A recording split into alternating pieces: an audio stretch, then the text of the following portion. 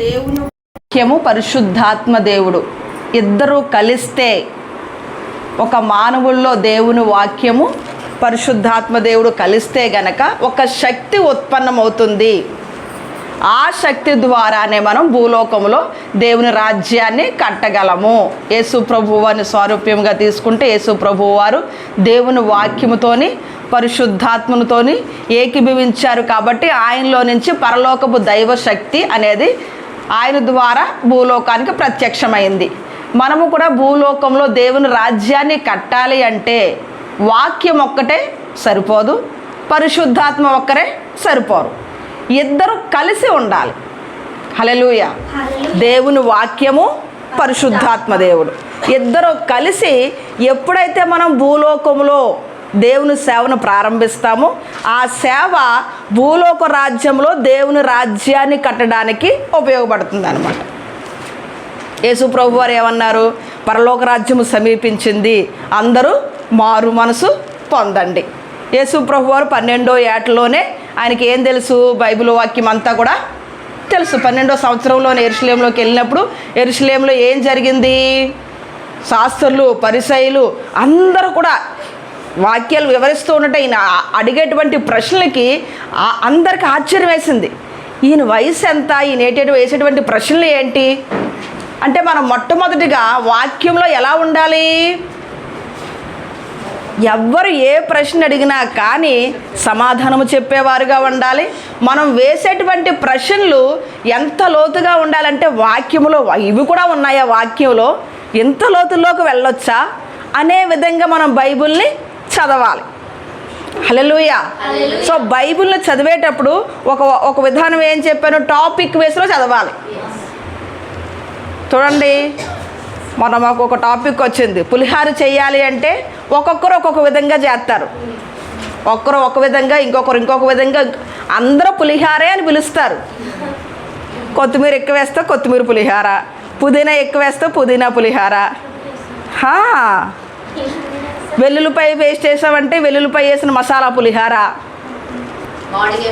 మామిడికాయ పులిహార, చింతపండు పులిహార, నిమ్మకాయ పులిహోర కదా. శరీరానికి కావలసిన వాటిల్లో ఒక్క పులిహోరనే ఎన్ని రకాలుగా పిలిచాము, ఎన్ని రకాలుగా వేసాము అంటే ఏది వేస్తే ఎక్కువ దాంట్లో ఏది పడితే అదే పులిహార. హల్లెలూయా. అలాగే దేవుని వాక్యము, మనకి జీవాన్ని ఇచ్చేటువంటి దేవుని వాక్యాన్ని కూడా చాలా రకాలుగా చదవద్దు. ఒకటి టాపిక్ వేసని చెప్పాను. ఒక టాపిక్ తీసుకుని, టాపిక్ అంటే ఏంటి? ఆది కాండంలో ఏమని చెప్పాం మనం? ఆది కాండం 1వ అధ్యాయం, 2వ అధ్యాయం దేవుని సృష్టి, 3వ అధ్యాయంలో పడిపోవడం, 4వ అధ్యాయంలో ఏం జరిగింది? ఆదాము అవ్వమ్మ పిల్లలు కనడం. 5వ అధ్యాయంలో ఏం జరిగింది? కయ్యేను హేబేలు పడిపోయారు. 6వ అధ్యాయంలో ఏం జరిగింది? నరులందరూ, దేవుడు కుమారులందరూ ఇటువైపు వెళ్ళిపోయి దేవుడు హృదయం నొచ్చుకుంది. 7వ అధ్యాయంలో ఏం జరిగింది? 7వ అధ్యాయం నోవాహు మరి గోపురం ఎక్కడ? 6వ అధ్యాయమా? బాబేలు గోపురం తర్వాత నోవాహు. సో అంటే ఒక్కొక్క నోవాహు 7వ అధ్యాయం నుంచి ఎన్నో అధ్యాయం వరకు వచ్చింది? 12వ అధ్యాయం వరకు అక్కడ వరకు వచ్చింది. ఆ 12 అధ్యాయాలు కూర్చుని ఒకసారి చదివేయాలి. హల్లెలూయా. అంటే బయట వాళ్ళకి మనకి తేడా ఏంటి అంటే గనక, బయట వాళ్ళు వారి పనులు అంటే భూలోక సంబంధమైన పనుల్లో బిజీగా ఉంటారు. మనం ఏ సంబంధమైన పనుల్లో బిజీగా ఉండాలి? పరలోక సంబంధమైన పనుల్లో బిజీగా ఉండాలి. పరలోకమైన సంబంధమైన పనులు ఏమున్నాయి? వాక్యం చదవడం, ఆ వాక్యానికి మంట ప్రార్థన, ఆ వాక్యానికి మంట వాక్యం ప్రకటించడం, ఆ వాక్యానికి మంట ఇతరులతో కూర్చొని కౌన్సిలింగ్ ఇవ్వడం. మెయిన్ ఏంటి అంటే వాక్యం. ఎలాగ జాబ్ అనమాట. ఏం జాబ్ అంటే ఆ జాబ్ చెప్తాం. జాబ్ చేస్తున్నానండి, ఏం జాబ్ అంటే ఇంజనీర్ అయితే ఇంజనీర్, డాక్టర్ అయితే డాక్టర్. కానీ ఎవరు ఉద్యోగం చేసినా కానీ వాళ్ళు ఉద్యోగం అంటారు కదా, జాబ్. తర్వాత ఏ జాబ్ అంటే వివరిస్తారు. అలాగే జాబు అంటే వాక్యం. జాబ్ అంటే ఏంటి? వాక్యం. మనకి వాక్యమే ఆధారం. మన జీవితాల్లో వాక్యము లేకపోతే మనము సున్నా. వాక్యం అంటే యేసు ప్రభు వారే అన్నారు. శరీరధారియే మన ముందుకే వచ్చేసారు ఆయన. అంటే వాక్యమే మనకి ఆయువు, లేకపోతే ఆక్సిజన్, లేకపోతే ప్రాణం. వాక్యము లేకుండా మనం క్రైస్తవులుగా పిలవబడము. అనుకుంటాము కానీ నిజమైన క్రైస్తవము కాదు. ఒక విశ్వాసే కనీసం రోజుకు ఒక అధ్యాయం అన్నా చదవాలి. మరి సేవ చేసేవాళ్ళు, ఇంట్లో వంట చేసుకునే వాళ్ళు రోజుకి ఇంట్లో కావాల్సిన ఉంటుంది. హోటల్లో ఉండేవాళ్ళు కదా, హోటల్స్ని బట్టి ఎంతమంది వస్తారో దాన్ని బట్టి ప్రిపరేషన్. ఇంకా రాత్రి అంతా ఆలోచించాలి, అవన్నీ రాత్రి ప్రిపరేషన్ చేసుకోవాలి. అప్పటికప్పుడు అవ్వదు. మనం 10 మంది చేయడానికి రాత్రి అంతా ఆలోచించి లిస్ట్ వేసుకుని పొద్దునెళ్ళి తెచ్చుకుని చేసుకుని ఇప్పుడు ఇంకా అవ్వలేదు. రెస్టారెంట్స్లో ఎంతమంది వస్తారు కదా. అలాగే దేవుని వాక్యాన్ని కూడా, దేవుని వాక్యాన్ని ప్రకటించేటువంటి మనము ఏం చేయాలి? దేవుని వాక్యాన్ని చదవాలి. ఎవ్వరు వచ్చినా కానీ, ఎవ్వరు మనం కదిలించినా కానీ దేవుని వాక్యమే మనలో నుంచి బయటికి రావాలి. అది మనకి ఆరోగ్యకరము, విన్న వాళ్ళకి కూడా ఆరోగ్యకరం. ఎప్పుడైతే మనం వాక్యం కాకుండా లోకస్తులుగా మాట్లాడామో, నువ్వు సేవ చేయట్లా, నేను సేవకురాలి, నేను సేవ చేస్తున్నాను అని మనం అనుకుంటాం. సేవ అంటే ఇలాగ చర్చ పెట్టేసి చర్చలో చెప్పడమే కాదు. సేవ అంటే నీకు కనిపించిన ప్రతి ఒక్కరితోటి వాక్యాన్ని పంచుకోవడమే సేవ. ఎవరు కనిపించినా, ఎవరు మాట్లాడినా, కుటుంబస్తులైనా, లోకస్తులైనా, ఎవరైనా కానీ మన నోట్లో నుంచి ఏమి రావాలి? దేవుని యొక్క వాక్యము రావాలి. దేవుని యొక్క వాక్యము రావాలి అంటే మనం ఏం చేయాలి? వాక్యాన్ని చదవాలి.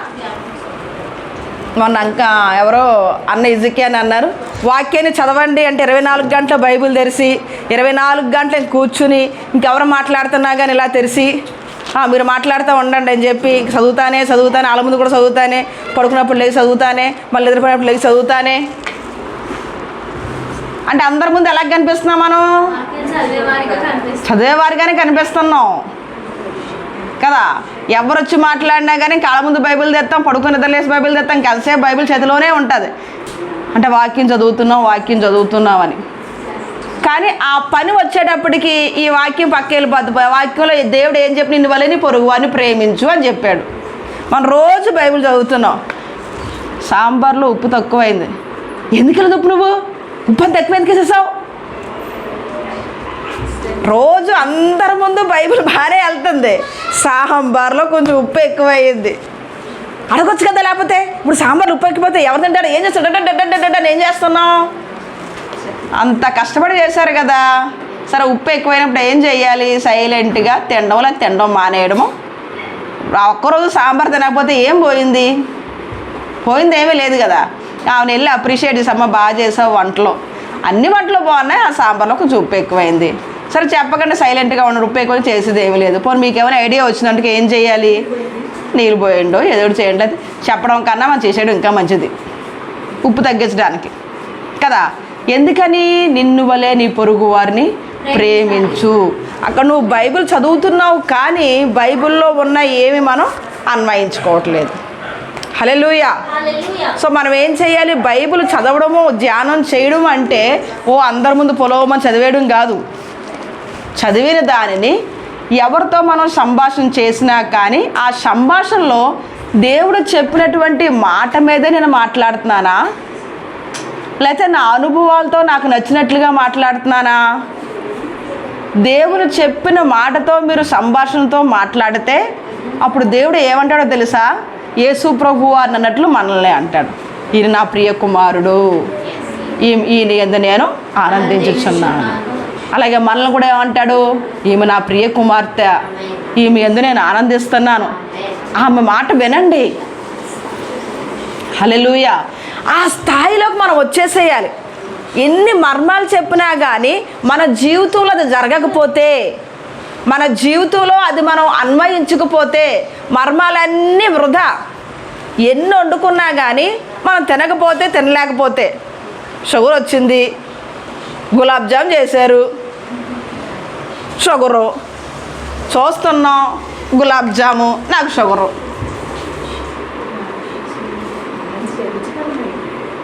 తినలేము. చికెన్ ఉంది, టైఫాయిడ్, జ్వరం, ఫ్రై మామూలుగా లేదు అసలు. అబ్బా చూడగానే నోరు ఊరుతుంది.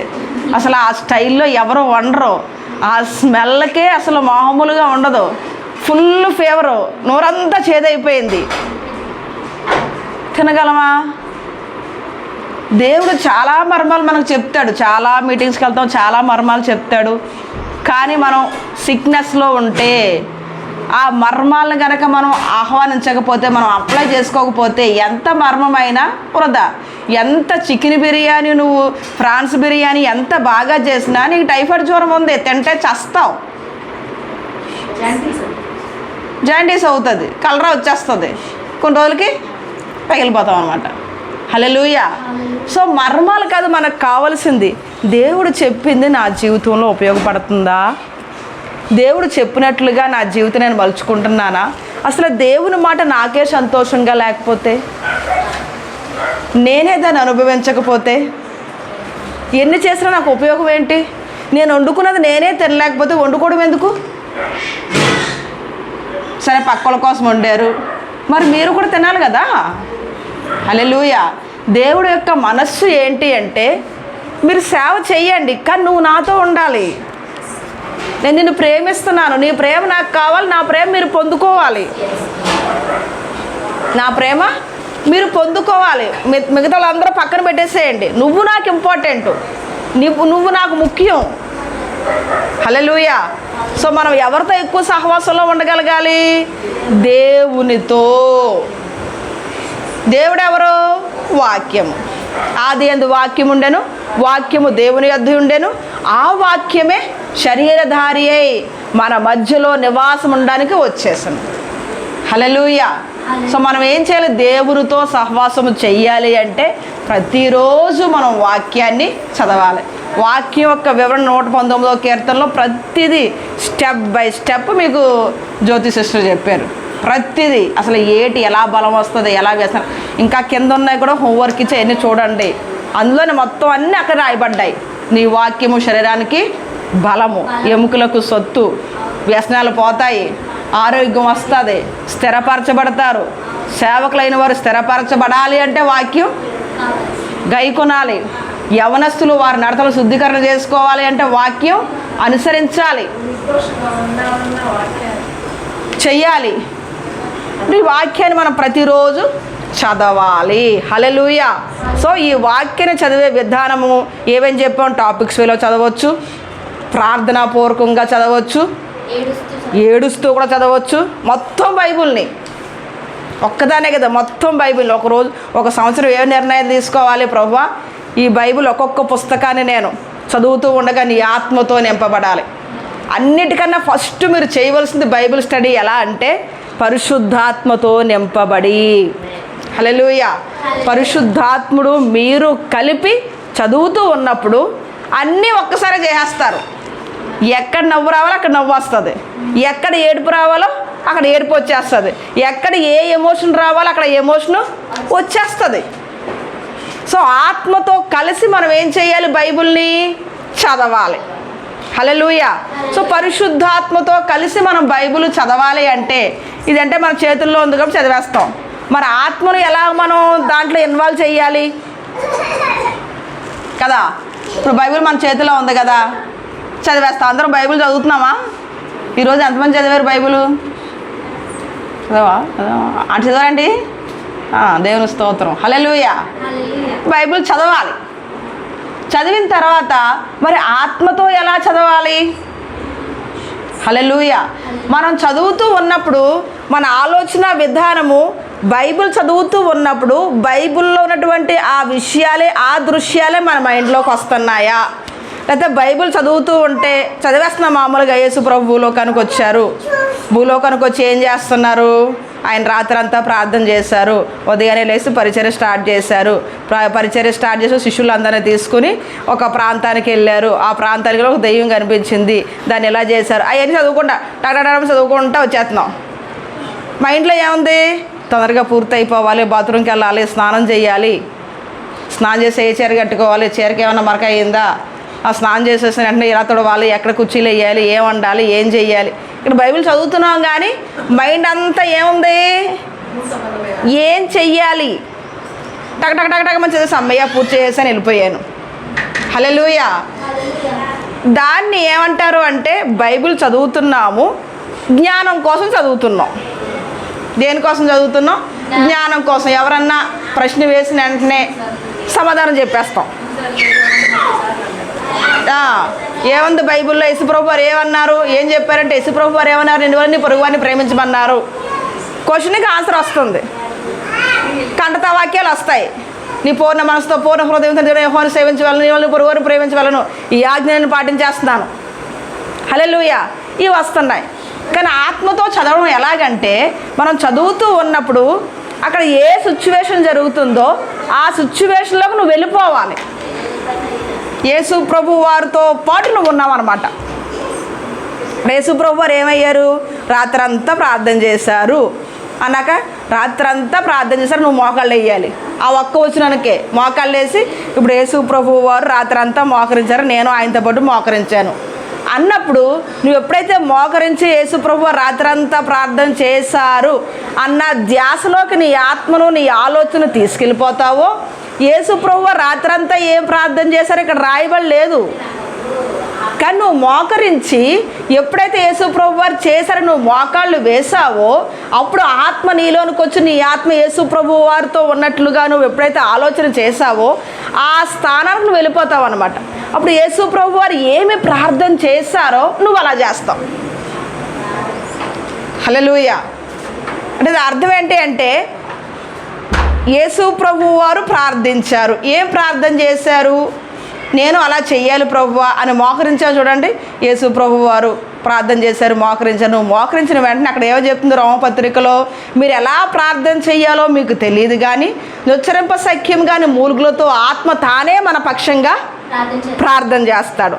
ఇప్పుడు నువ్వేం విజ్ఞాపన చేస్తాడు, ప్రార్థనలు చేస్తాడు అన్న వాక్యం ఉంది కదా. ఆ వాక్యాన్ని ఏం చేస్తారు మీరు ఎప్పుడైతే యేసు ప్రభు రాత్రంతా ప్రార్థించారు అన్నప్పుడు మీరు ఆలోచనలోకి వెళ్ళారు. ఇప్పుడు యేసు ప్రభుతో పాటు నేను ఉన్నాను, యేసు ప్రభు వారు ప్రార్థన చేస్తున్నారు, నేను కూడా ప్రార్థన చేస్తున్నాను అంటే యాక్షన్ రూపంలో తీసేస్తున్నారు.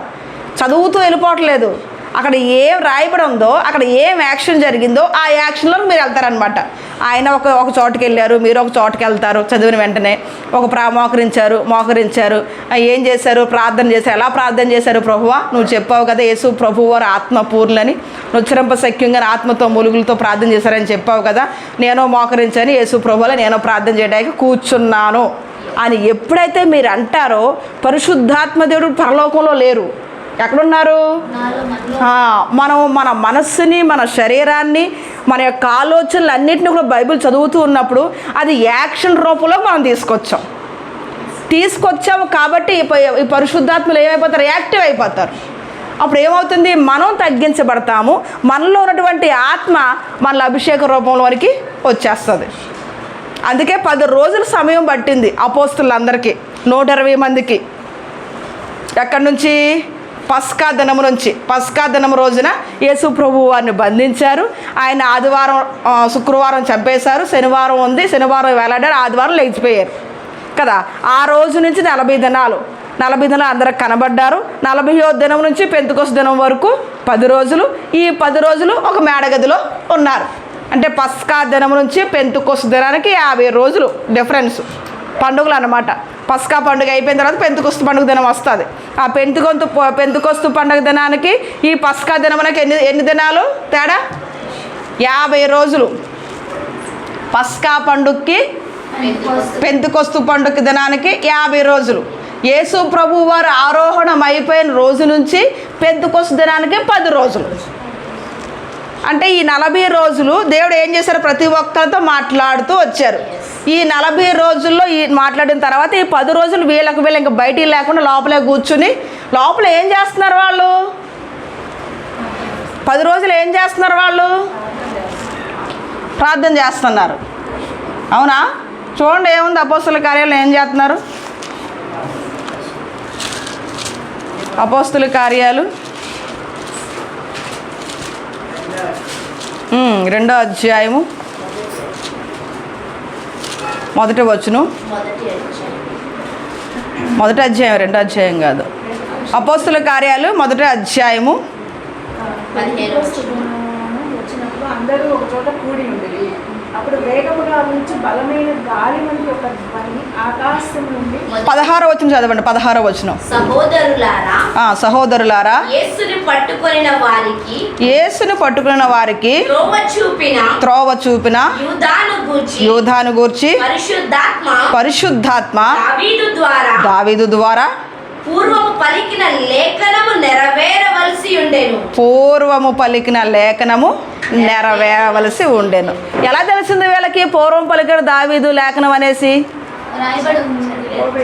రాయబడం తెలిసిపోద్ది. బైబిల్లో చాలా రాయబడమో తెలిసిపోతాయి మనకి చదివితే. అంటే 10 రోజులు ఏం చేస్తున్నారు? లేఖనాల పరిశీలన చేస్తున్నారు. యేసు ప్రభువు వారు 40 దినాలు ఉన్నారు. వెళ్ళిపోయిన తర్వాత అసలు ఎలాగా పూర్వీకులు మన ప్రవక్తలు ఏం చెప్పారు, ఏం చేయాలని చెప్పారు? ఇప్పుడు యేసు ప్రభు వారితో మనం అడగాలంటే యేసు ప్రభు వారు ఇక్కడ లేరు. ఎక్కడున్నారు యేసు ప్రభు వారు? ఇప్పుడు తర్వాత యేసు ప్రభు వారి తర్వాత ఏం చెయ్యాలో అడగాలి అంటే నేను ఉండాలి. ఇప్పుడు నేను ఉన్నాను, వంట అయిపోయిన తర్వాత ఏం చేయాలి నేను ఉన్నంటే అడగాలి మీరు. నేను లేకపోతే నేను రాసిన లిస్ట్ చూడాలి. నేను లేనిప్పుడు మీకు అందరం దూరంలో వెళ్ళిపోయాను. ఇంక అసలు ఎప్పుడు మీరు అడగడానికి ఆస్కారం లేదు. ఆ విషయం చెప్పడానికి కూడా అందలేనంత దూరంలో ఉన్నాను. మరి ఎలా ఆమెతో మాట్లాడడానికి ఆస్కారం లేదే, ఎలా దీన్ని చెయ్యాలి? ఇప్పుడు యేసుప్రభు వారు పరలోకం వెళ్ళిపోయారు, కుడి పార్శ్వాన కూర్చున్నారు. ఇంకా పరిశుద్ధాత్మ దేవుల వరం ఇంకా వాళ్ళు పొందుకోలేదు. ఇప్పుడు 10 రోజులు ఇక్కడ చేస్తున్నాం. ఏం చేయాలి 10 రోజులు? మేము ఏం చెయ్యాలి? రాసింది చూడాలి. నేను ఏం రాశానో అది మీరు చూస్తే నేను ఉండవసరంలా. అక్కిదిగో రాశారు, అక్క ఒక సంతకం కూడా ఉంది ఇక్కడ. అక్క రాశారు. ఏం రాశారు? ఈ చికెన్ కర్రీ తర్వాత ఇది చేయమన్నారు, పాస్టర్ మంది వస్తారని చెప్పారు, వీళ్ళకి పెట్టమన్నారు, ఈ వాక్యం చెప్పారు, వెళ్ళిపోయింది, అయిపోయింది. దానికి నేనే అవసరంలా. నేను రాసిందంతా అక్కడ. అయితే నేను రాసింది మీరు చూడాలి, చదవాలి, దాన్ని చెయ్యాలి. చూసి నేను రాసిన లిస్ట్ అంతా చూసి చెప్పిందిలే ఈ ప్రకారమే వెళ్ళాలా ఏంటి అని పక్కన పడేసేసి మీ ఇష్టానుసారం కలితే మీటింగ్ గందరగోళం అయిపోతుంది. నాకు ఉంది జ్ఞానం, నేను చేయగలను, నువ్వు చెప్పిందే చెయ్యాలా అనుకున్నావు అనుకోండి, గందరగోళం అయిపోద్ది. మనిషిని కాబట్టి పర్లేదు, ఒకవేళ నా మాట విన్నా వినకపోయినా. కానీ దేవుని వాక్యాన్ని గందరగోళం చేస్తే పోయేది ఎవరు? మనమే. హల్లెలూయా. సో అపోస్తులు అంటే 120 మంది మేడగదిలోకి వెళ్ళి చేసింది ఏంటి? 10 రోజులు లేఖనాల్ని పరిశీలనగా చేస్తున్నారు.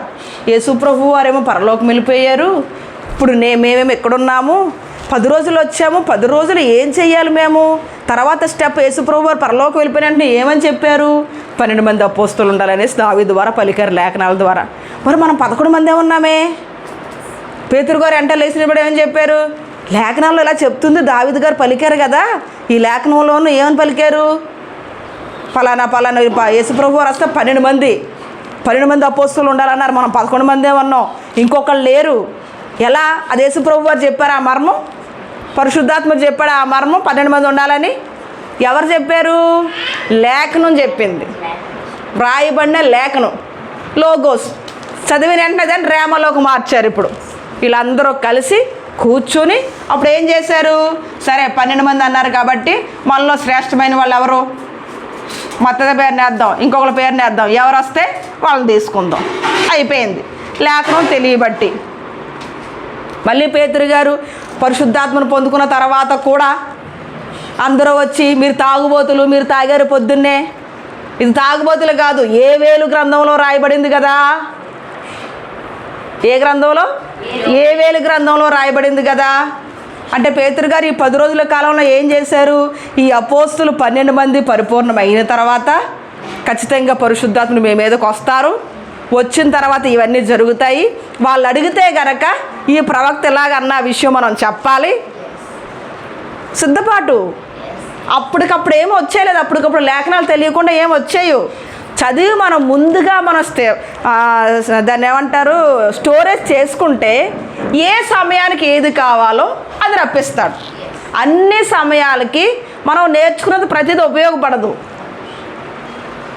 హల్లెలూయా. అన్ని సమయాలకి మనం నేర్చుకున్న ప్రతిదీ ఏ సమయానికి ఏది కావాలో పరిశుద్ధాత్మ దేవులు తీరుస్తారు. అప్పుడు టైం అనేది కరెక్ట్గా సరిపోతుంది అన్నమాట. అంతా చెప్పేయాలంటే మనకు తెలిసింది బైబిల్ ఎంతే ఉంది, మనకు తెలిసింది మొత్తం చెప్పాలంటే ఎన్ని రోజులు పడుతుంది? హల్లెలూయా. ఒక టాపిక్లోనే మళ్ళీ మొత్తం పోకుండా ఒక టాపిక్కే తీసుకొని ఆ టాపిక్లో మొత్తం చెప్పాలంటే బోలని విషయాలు వస్తాయి. కానీ నేను మీకు ఉపయోగం లేని అని చెప్తే నాకు ఉపయోగం ఏంటి? మీకు ఉపయోగం ఏంటి? నీకేది కావాలో అది దేవుడు చెబుతారు. హల్లెలూయా. కాబట్టి మనం ఏం చేయాలి? ఏ బైబిల్ చదువుతున్నామో చదువుతూ ఉన్నప్పుడు ఆ దృశ్యానికి మనం వెళ్ళిపోవాలి. అది మోషే గారు చేశారు. మోషే గారు ఎన్ని పుస్తకాలు రాశారని చెప్పాను? మోషే గారు ఏంటంటే చెప్పండి.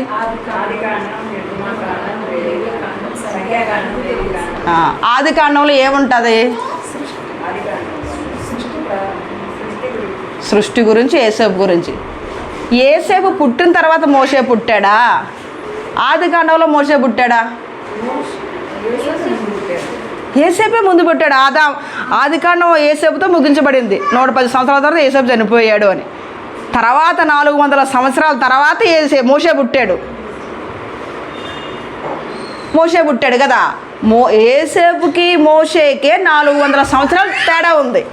400 సంవత్సరాల తర్వాత దేవుడు జ్ఞాపకం చేసుకుని ఇజ్రాయేల్ ప్రజల్ని అప్పుడు మోషేని పంపించాడు భూలోకంలోకి అని. ఇప్పుడు మోషేకి ఆది కాండానికి ఎంత ఏజ్ డిఫరెన్స్ ఉంది?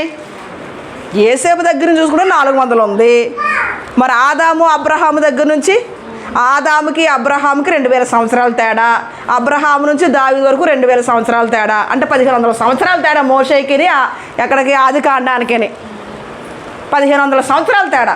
1500 సంవత్సరాల తేడాలో మోషే ఎలాగ కంటి కట్టినట్టుగా, అంత కంటి కట్టినట్టుగా 1వ అధ్యాయంలో 1 రాస్తే 2వ అధ్యాయంలోకి వచ్చేటికి ఆదాముని మట్టి తీసుకుని తయారు చేసి ఊపిరినేసి తీసుకొచ్చి ఏదేం తోటలో పెట్టి కదా, అంత కంటి దేవుడులో భూలోకానికి వచ్చి భూలోకాన్ని తయారు చేసి వెలుగు రమ్మనగానే వెలుగు వచ్చేసింది. చుక్కలు రమ్మనగానే నక్షత్రాలు వచ్చేసాయి. సూర్యుడు రమ్మనగానే సూర్యుడు వచ్చేసాడు. వీళ్ళు రమ్మనగానే వచ్చేసారు. 1500 సంవత్సరాల తర్వాత మోషే ఎలా రాయగలిగాడు ఆది కాండాన్ని? హల్లెలూయా. ఆత్మతో నింపబడి ఆ ఆత్మ ఏదైనా తోటలోనికి తీసుకెళ్ళిపోయాడు. హల్లెలూయా. వాక్యము చదువుతూ ఉన్నప్పుడు నేను ఎక్కడ ఉన్నాను కదా, సపోజ్ మీరు ఇక్కడ ఉన్నారు కదా, మీరు వాక్యం వింటూ ఉన్నారు కదా. ఇప్పుడు చూడండి, వాక్యం వింటూ ఉన్న తర్వాత ఇప్పుడు నేను ఏం చేస్తున్నాను చెప్పండి? ఇప్పుడు నేను ఏం చేస్తున్నాను?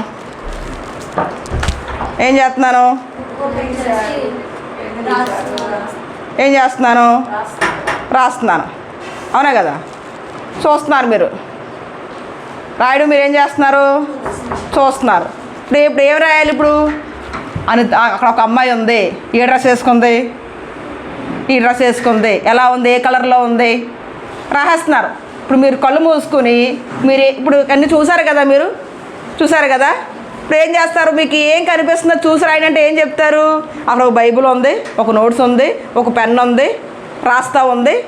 చూసి రాయడం చాలా ఈజీ. మీకు టక్ మరి ఏం చేస్తారు? రాసేస్తారు. అవునా కదా? సో చూస్తూ రాయడం అనేది చాలా ఈజీ. సో ఇప్పుడు మోషే ఏం చేశాడు? దేవుడు ఏం చేశాడు? దేవుని ఆత్మతో నింపబడి ఆ ఏదెను వనంలోనికి మోషే గారిని తీసుకెళ్ళిపోయాడు. ఇప్పుడు దేవుడు ఏం చేస్తున్నాడు? సృష్టి అంతా ఎలా చేశాడో, పిలిస్తే ఎలా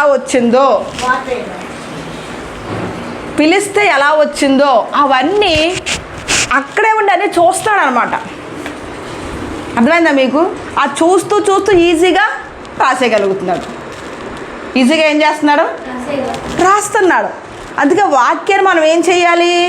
మోషే చూచినట్లుగా మనము కూడా చూడాలి. మనం కూడా చూడాలి. పలికరు అక్కడ వెలుగు కలుగునుగాక, వెలుగు వచ్చేసింది. ఇక్కడ మోషే చూశాడు, దేవుడు వెలుగు పలుగును కాక అని పలకగానే వెలుగు వచ్చేసింది. అప్పటికి ఒక రోజు అయిపోయింది. తర్వాత 2వ రోజు ఏం పలికాడు? భూమి వచ్చునుగా కనగానే భూమి వచ్చేసింది. అసలు మొట్టమొదటిగా భూమి ఎలాగ ఉందో, నిరాకారంగా ఉంది, నీళ్లతో నింపబడి ఉంది. ఆ ప్రాంతానికి ఒక వెలుగు, దేవుని యొక్క శక్తి అక్కడికి వచ్చింది. చూస్తున్నాడు, అన్నీ చూసినవన్నీ రాసేస్తున్నాడు. కనీసం ఇక్కడ మనకు చూసిన రాయడం కాదు, ఈ రాసినయే మనం చూడగలగాలి. అక్కడ మోషేకి రాయబడింది ఏమీ లేదు, చూసింది రాయాలి. ఏదన్నా మిస్ అయినా కొంచెం ప్రమాదమే. ఇక్కడ మనం మిస్ అవ్వడానికి ఏమీ లేదు. ఏది రాయబడిందో ఆ రాయబడింది మోషే చూసినట్లుగా చూడాలి. హల్లెలూయా. అసలు యేసేపు జీవితం పక్కాగా స్టార్టింగ్ నుంచి ఎలాగ కన్నాడు, ఎలాగ వెళ్ళాడు, ఎవరు చంపారు, అబ్రహాము, అసలు ఆది కాండం అంతా చూస్తే వాళ్ళు రాసినట్లుగానే ఉంది. అబ్రహాం రాసినట్లే ఉంది. ఏసేపు రాసినట్లే. యాకోబే నేను ఇలాగ వెళ్ళాను, అన్న ఎలా చేశాడు, ఇలా జరిగింది, మా అన్న నుంచి పారిపోయాను, మా అన్నయ్య వస్తూ ఉంటే ఏసా వస్తూ ఉంటే ఏం చేశాను, ఎంతమందిని పంపించాను, అది మోషే రాసినట్లుందా? ఎవరు రాసినట్లుంది? యాకోబే రాసినట్లుంది. యాకోబే ఇంకా మన చదువు బాబా యాకోబు ఇలా తిరిగాడు తెలుసా మీకు? యాకోబు ఏం చేశాడు? దేవుడితో పట్టుకుని నాశనం చేస్తాను, వదిలిపెట్టినాను యాకోబు అన్నాడు. కానీ రాసింది ఎవరు? అక్కడ మాట్లాడుతుంది ఎవరు? యాకోబు మాట్లాడుతున్నాడు యాకోబు జీవితం కోసం. ఎలా సాధ్యం ఇది? హల్లెలూయా. నువ్వు చదువుతూ ఉన్నప్పుడు ఆ ప్లేస్లోకి నీ ఆత్మ, నీ శరీరము, నీ ప్రాణము ఇన్వాల్వ్ అయిపోవాలి. అంటే నువ్వు వాక్యం చదువుతున్నప్పుడు దృశ్యంలో ఆ దృశ్యంలోకి నువ్వు వెళ్ళిపోవాలి. దాన్నే దర్శనం అంటారు. నాకు దేవుడు దర్శనం చూపించారు అంటారు కదా. అంటే మనం ఏదన్నా ఒక వాక్యం చదివి ఒక దానికోసం పదే పదే పదే పదే ఆలోచిస్తున్నప్పుడు అప్పుడు దేవుడు దర్శనలోకం చూపించి దర్శనాలు చూపిస్తాడు. అర్థమైందా? సో దర్శనాలు దేవుడు చూపిస్తాడు. ఒక్కొక్కసారి మనం దర్శనాన్ని బైబిల్ ఒక దర్శనంగా మనం చూడవచ్చు. బైబిల్నే మనం దర్శనంగా చూచిందే ఎవరు దాన్ని మార్చలేడు. ఇంకా మనం మామూలుగా ఆలోచించి స్పిరిచువల్ లోకం ఓపెన్ అయ్యి ఆ దర్శనంలో ఇంకా దేవుడి దర్శనము, అది దెయ్యం దర్శనం ఇంకా ఆలోచించాలి. కానీ బైబిల్నే దర్శనంగా చూస్తే సత్యం, దేవుని వాక్యము సత్యం, ఇందులో అసత్యం అనేదే ఉండదు. దర్శనాలు మనం ప్రార్థన చేసి చేసి ఓపెన్ అయ్యి చూసేది ఆ దర్శనం ఇంకా పెద్దగా నమ్మవసరంలా. కానీ దీన్నే మనం దర్శన రూపంలో చూడగలగాలి. ఎలా చూడగలగాలి దర్శన రూపంలో? అబ్రహాం గారిని తీసుకున్నారనుకో, సపోజ్కి అబ్రహాం గారిని తీసుకుని అబ్రహాం జీవిత చరిత్ర కోసం చదువుతున్నారు. అబ్రహాం ఎవరు అన్నాడు? దేవుడు విగ్రహాలను ఆరాధన చేసుకునేవాడు అన్నాడు. అప్పుడు మీరు ఏమైపోవాలో మీ శరీరము, మీ ఆత్మ, మీ ప్రాణం కూడా అబ్రహాం ఉండేటువంటి స్థానంలోకి మీరు వెళ్ళిపోవాలి. హల్లెలూయా. అందుకే యెహోషువ గారు, యెహెజ్కేలు ఎక్కువ దర్శనాలు చూస్తూ ఉంటాడు. ఒక నది పక్కన కూర్చుంటే ఆలోచిస్తూ ఉంటాడు, ఏంటి విషయాలు, ఏంటి ఇలా జరుగుతుంది అని ఆలోచన చేస్తూ ఉంటాడు. ఆలోచన చేసినప్పుడు ఒక ఆత్మ వచ్చి ఆయన్ని అలా ఎత్తుకుని తీసుకెళ్ళి ఒక లోయలోకి తీసుకెళ్ళి లోయలో అవన్నీ చూపించి అక్కడే కూర్చుంటాడు నది పక్కనే. మిగతా వాళ్ళందరూ కూడా చూస్తారు. కానీ ఈ ఆత్మ ఎక్కడికి వెళ్ళిపోయింది? లోయలోకి వెళ్ళిపోయింది. మనం బైబిల్ దగ్గరే కూర్చున్నాం, బైబిల్ చదువుతూనే ఉన్నాం, కానీ మన ఆత్మ ఎక్కడికి వెళ్ళిపోయింది? ఆ సిచ్యువేషన్లోకి వెళ్ళిపోయింది అనమాట. అక్కడ ఏ సిచ్యువేషన్ జరుగుతుందో ఆ సిచ్యువేషన్లోకి వెళ్ళిపోయింది. అబ్రహాము దగ్గరికి వెళ్ళిపోయింది ఆత్మ. ఇంకా బయట మనకేం తెలియదు. ఇంకా ఆత్మపూర్వకంగా చదవడం అంటే అబ్రహాము, ఇప్పుడు అబ్రహాముతో నేనున్నాను. చదువుతూ ఉన్నప్పుడు ఆ చదువుతున్నప్పుడు అబ్రహాముతో పాటు ఏం చేస్తున్నాడు, నీ ఆత్మ అంతా అబ్రహాముతో పాటుగా ఉందన్నమాట. ఓహో అబ్రహాము. అప్పుడు మీరు ఏం చూస్తారు? అబ్రహాము రాళ్ళు నేలలో నడుస్తున్నారో చూస్తారు, మట్టి నేల మీద నడుస్తున్నారో చూస్తారు. ఇక్కడ రాయబడి ఉండదు అది. అబ్రహాము ఈ ప్రాంతం నుంచి వేరే ప్రాంతానికి వెళ్ళాడు అని ఉంటుంది. కానీ ఎప్పుడైతే అబ్రహామును మీరు చదువుతూ అబ్రహాము ఆత్మతో మీ ఆత్మను ఏకీభవించి వాక్యం చదువుతూ ఉన్నప్పుడు దేవుడు ఎప్పుడైతే నీ ఆత్మ వాక్యంతో ఏకీభవిస్తుందో ఈ వాక్యంలో ఉన్న పరిశుద్ధాత్మ దేవుడు మీతో ఏకీభవిస్తాడు. అది మీకు దర్శన రూపంలో కనిపిస్తుంది. హల్లెలూయా. దర్శన రూపంలో కనిపిస్తుంది. వాక్యం అంతా ఎప్పుడైతే మనం అలా దర్శన రూపంలో చూడగలుగుతామో అప్పుడు ఏమవుతుంది? దర్శనాన్ని మీరు ఈజీగా మర్చిపోలేరు చూసిన దాన్ని. వందనాలండి, రండి. Praise Lord. కూర్చోండి. Praise Lord. భలే వచ్చేసరే. ఎవరు ఫోన్ చేశారా? భలే వచ్చేసారు. భోంచేస్తాను కదా, భోంచేస్తాను ఒకటేసారి. భోజనం తను భోజనం చేసి వెళ్తా అన్నాడు కదా, వస్తాను. హల్లెలూయా. పాస్టర్ల మీటింగ్ ఇంకా స్టార్ట్ అవ్వలేదు, మేము క్లాసులు స్టార్ట్ చేసుకున్నాము. పాస్టర్ల మీటింగ్ స్టార్ట్ అవుతుంది, ముగించేస్తానులే, ఇంకా రావాలిగా పాస్టర్లు. ఇదేంటే చాలా ఇంపార్టెంట్ అనమాట. మనం వాక్యాన్ని చదువుకుంటూ వెళ్ళిపోతాము, చేసుకుంటూ వెళ్ళిపోతాం, కానీ దర్శన రూపంలో, విజన్ రూపంలో మనం వాక్యాన్ని చూడగలిగితే మనం పరలోకంలో ఉన్న వ్యక్తులం అన్నమాట. మనం ఏమంటున్నాం, ప్రభువా పరలోకాన్ని నాకు చూపించు, పరలోక దర్శనాలు నాకు చూపించు, పరలోకంలో ఏమి ఉన్నాయో చూపించు, ఎంతమంది దేవదూతలు ఉన్నారో చెప్పు, మీరు ఎలా మాట్లాడతారో చెప్పు అని అంటాం కదా. ఆ దర్శనం ఎలాగంటే, ఆ పరలోక దర్శనాలు మీరు చూడాలి అంటే ఈ వాక్యాన్ని దర్శన రూపంలో మనం చదవగలగాలి, చూడగలగాలి. వాక్యం చదువుతూ ఉన్నప్పుడు అందులోకి మనం ఇన్వాల్వ్ అయిపోవాలి. ఇంక మిగతా ఏం కనిపించవు, ఇంకా మనకి అన్నం వండుకోవాలి, కూర వండుకోవాలి, ఇంక ఏం ఉండవు. ఎందుకని అక్కడ లీనమైపోయాం. ఇంకా లీనమైపోయాడు, పక్కన ఏం జరుగుతుందో ఏం అర్థం కాదు. హల్లెలూయా. అప్పుడు ఆత్మతో మీరు పట్టబడతారు. ఆత్మతో పట్టబడి ఇది చదువుతూ ఉన్నప్పుడు దేవుడు మీకు ప్రతిదీ స్పష్టంగా చూపిస్తారు. మనం విన్నదానికన్నా చూచిన దాన్ని తొందరగా మర్చిపోలేము కదా. నా పేరు విన్నారు అందరూ, అనిత అనిత అని. నేను ఎక్కువ మీకు పరిచయం లేకపోతే పేరు మర్చిపోతారు, కానీ నా ఫేస్ మర్చిపోతారా? అనిత అంటే ఆ నల్లగా ఉండే అమ్మాయి ఆ అమ్మాయినా? పేరు గుర్తులేదమ్మా, కానీ ముఖం మాత్రం గుర్తుంది, ముఖం చూశాను నేను కదా. అంటే వినికిడికి ఉన్నటువంటి ఎక్కువ జ్ఞానం కన్నా చూసేదానికి చాలా ఎక్కువ ఉంటుంది, చూస్తూ వినడానికి కూడా ఉంటుంది. చూస్తూ వినడం అంటే ఏంటి చూడండి, ఇప్పుడు నన్ను చూస్తున్నారు కదా, మీరు చూస్తున్నారా? చూస్తూ వినడం అంటే ఏంటి? ఇప్పుడు నేను మీరు చూస్తున్నారు, నేను చెబుతూ ఉన్నాను. నేను చెప్పింది ఒకటి, మీరు చూస్తుంది ఒకటి అనుకోండి. నేను చెప్తుంది ఒకటే, మీరు చూస్తుంది ఒకటే. నేను చెప్పింది మీరు చూడగలగాలి. హల్లెలూయా. చూడండి, అక్కడ ఏముంది? మ్యాప్ ఉంది. ఆ పక్కన అక్కడ ఎవరున్నారు? పావురం ఉంది, అక్కడ రాయబడి ఉంది. ఇప్పుడు నేను చెబుతున్నాను, దాన్ని మీరు కదా. అక్కడ ఏముంది? పావురం. చూడండి, పావురం ఉందా? అక్కడ ఏం రాయబడి ఉందో, నన్ను అడుగుము, జనములకు స్వాస్యముగా, భూములు దిగంత వరకు సొత్తుగా ఇస్తాను.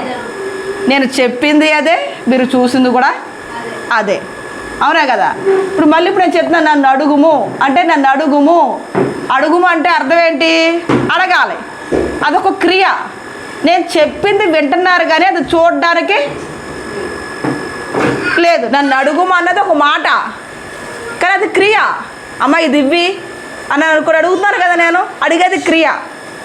అర్థమైంది నేను చెప్పేది. ఇది కొంచెం లోతులకు వెళ్తే కనుక దేవుడు ఏమనుకుంటున్నాడంటే, మీకు బైబిల్ వాక్యము ద్వారా దర్శన రూపంగా ప్రతిదీ చూపించాలి. హల్లెలూయా. వాక్యము చదివాము అంటే చదివింది కాకుండా ఈ వాక్యాన్ని మనం ఏం చేయాలి? దర్శన రూపంలో చూడగలగాలి. నన్ను బలపరచువారు ఏంది, నేను సమస్తము చేయగలను, అది నేను మాట్లాడుతున్నాను. కానీ అది నేను మీకు చూపించగలుగుతున్నానా? ఆ పని నేను చేస్తున్నానా? అది మనం వాక్యం చదువుతూ ఉన్నప్పుడు దాన్ని మనము అనుభవించాలి. నన్ను బలపరచువాని అందే నేను సమస్తము చెయ్యగలను. నేను చెబుతున్నాను, అది మీరు చూడట్లా, మీరు వినగలుగుతున్నారు అంతే. వాక్యము చదువుతూ ఉన్నప్పుడు దాన్ని మనం చూడాలి. పర్సనల్గా బైబిల్ వాక్యాన్ని ధ్యానించడము అంటే చదవడము కాదు, చదివిన దాన్ని చూడాలి. హల్లెలూయా. అదే వ్యక్తిగతమైనటువంటి బైబిల్ ధ్యానం. వ్యక్తిగతంగా బైబిల్ ధ్యానం అంటే మనకి టైము దేవుడి కోసం స్పెండ్ చేయాలి. ఎలాగా? ప్రభు ఏమన్నారు? యేసు ప్రభు వారు ఏమన్నారు? నన్ను అడుగుము, జనములను స్వాస్యంగా నీకు ఇస్తాను. చదువుతున్నారు, నన్ను అడుగుము, జనంలోకి స్వాస్యంగా నీకు ఇస్తాను అని దేవుడు చెప్పాడు. ప్రభు నన్ను అడుగుము, జనములకు స్వాస్యంగా నీకు ఇస్తాను అన్నారు. దాన్ని మనం ఎలాగా విజన్ రూపంలో చూడాలి?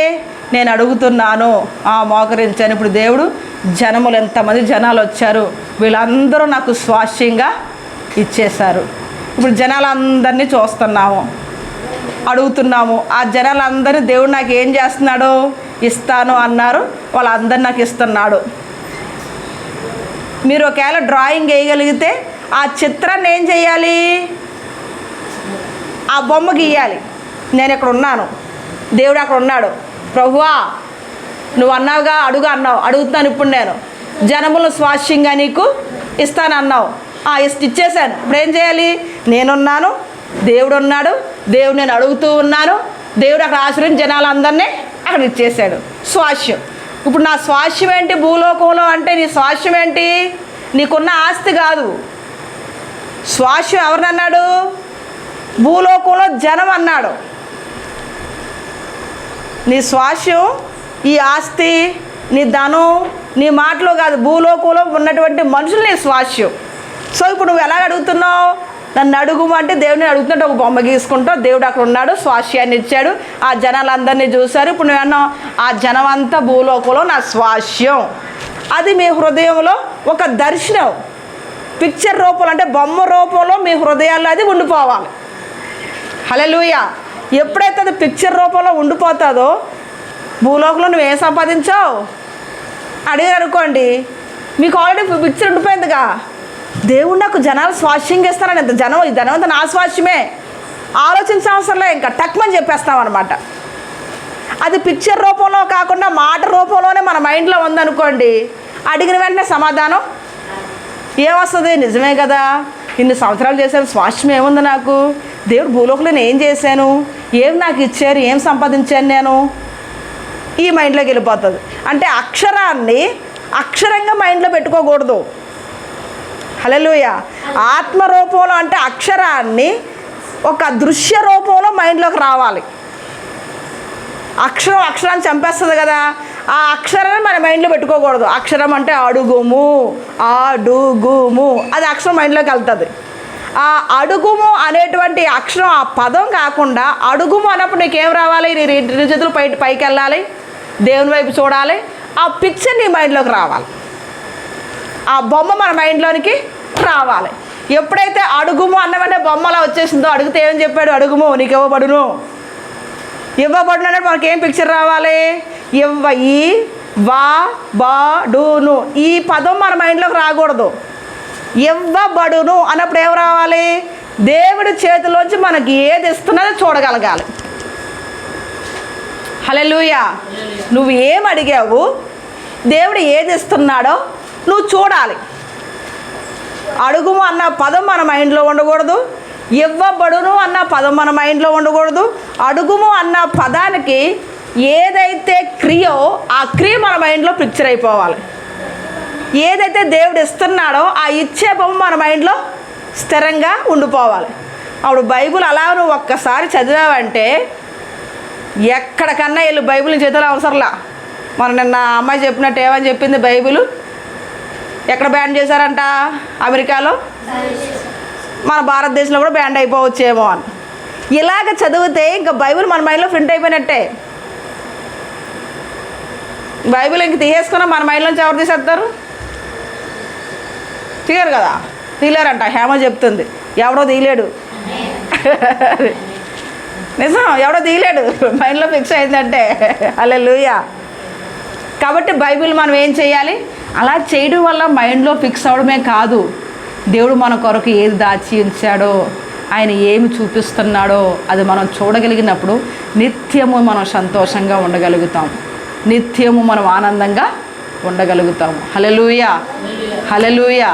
దేవునికి సమస్తమును సాధ్యము అని మన విశ్వాసం ఉంచాలి అంటే, అబ్రహాము దేవుణ్ణి చూచాడు, విన్నాడు. అందుకే అబ్రహాం దగ్గరికి వెళ్ళి నీ కుమారుని ఇచ్చేయంటే ఒక్క క్షణం కూడా ఆలోచించలా. ఈ విషయం తెలుసు, సారమ్మ చచ్చిపోయింది, తిరిగి వచ్చాడు, చచ్చిపోయింది సారమ్మ, చెప్పకుండా తీసుకెళ్ళిపోయాడు.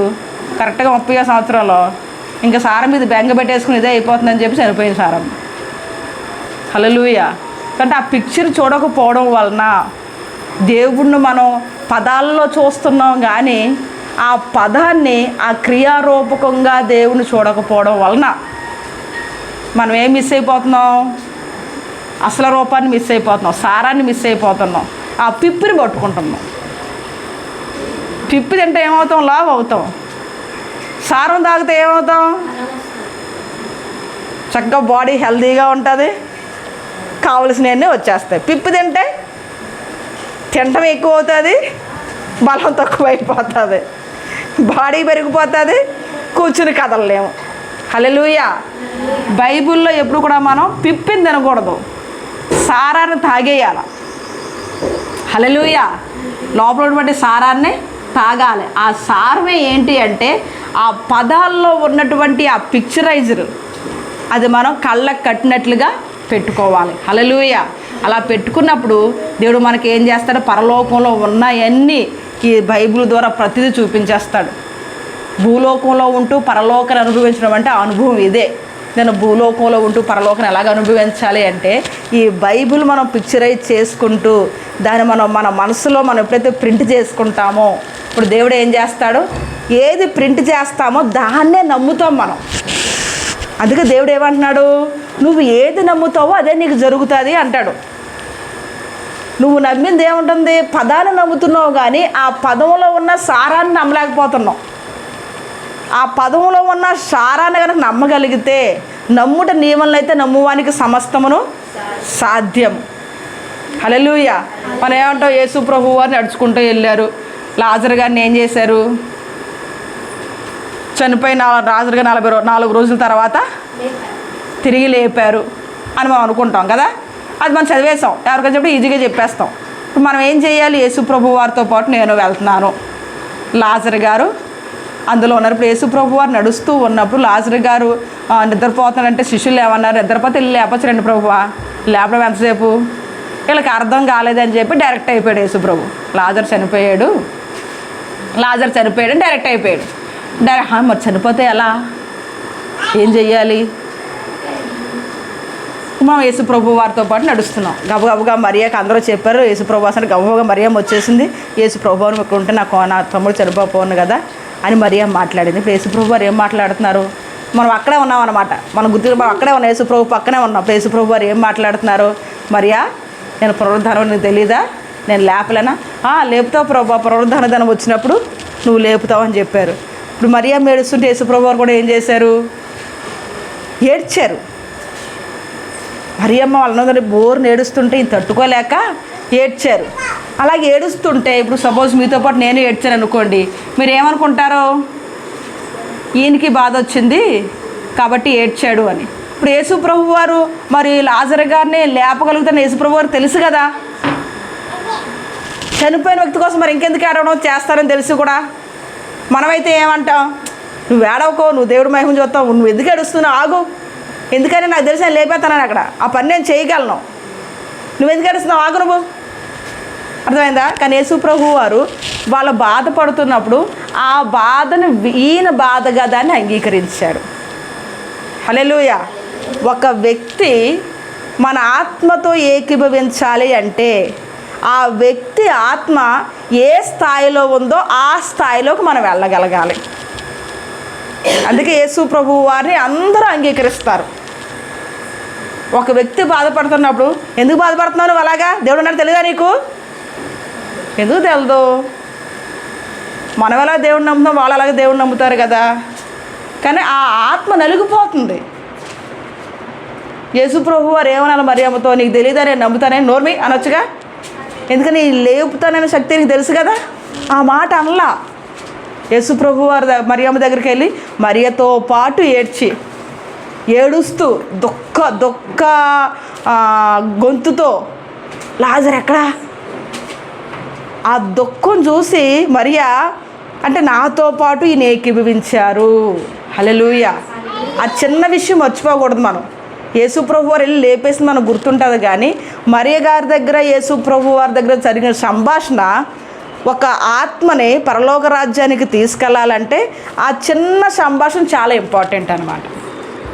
మరియమ్మ పరుగున వచ్చి ఏడుతూ, ప్రభువా నువ్వు ఉంటే ఖచ్చితంగా బతుకునంటే, నువ్వు లేనంటే అర్థంగా, నువ్వు లేవు, అక్కడ కంప్లైంట్ చేస్తుంది, నువ్వు లేవు, అప్పుడు లేని ఇప్పుడు వచ్చానుగా ఇప్పుడు చేస్తానులే అన్నాడా యేసయ్య. సరే అప్పుడు లేని నేను ఇప్పుడు వచ్చానుగా ఇప్పుడు చేస్తానులే అన్నాడా, అనలా. ఆమె చెప్పింది అంతా విన్నాడు. ఆమె ఏడిస్తే ఆమెతో పాటు ఏడ్చాడు. ఏడ్చి ఇంకా ఎక్కువ ఏడ్చేస్తారని ఆ బాధ తట్టుకోలేక, ఎక్కడా లాజరు ఎక్కడా చూపించడం ముందు నాకు, హల్లెలూయా. సో మన చుట్టూ ఉన్న వారితో మనం వాళ్ళతో ఏకీభవించాలి. ఏకీభవించి దేవుడి ద్వారా మనం చేయగలిగింది చెయ్యాలి. అప్పుడు ఏదో దుఃఖ స్మరణతో ఏం చేశాడు, లాజరు బయటికి రా. అక్కడ కూడా ఏం చేశాడు, ప్రభువా నువ్వు లాజర్ని లేపడానికి నాకు శక్తినిచ్చావో నాకు తెలుసు, వీళ్ళ ముందు నిన్ను మహిమపరచాలి కాబట్టి ఇక్కడ నిన్ను అడుగుతున్నా అని అక్కడ దేవుణ్ణి మహిమపరిచి అప్పుడు లాజరు బయటికి రా అని చెప్పి అది తలిపేస్తారు. ఎందుకు?